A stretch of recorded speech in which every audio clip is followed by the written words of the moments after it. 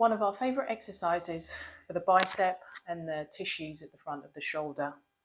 We start in a seated position, fingers facing towards you.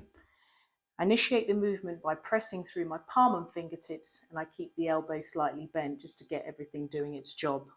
I take a breath in, I press into my palm and fingertips, and I open the chest out. You should feel a nice stretch down the arm and the front of the shoulder.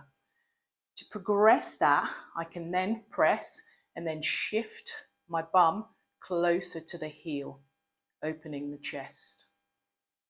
And then exhale.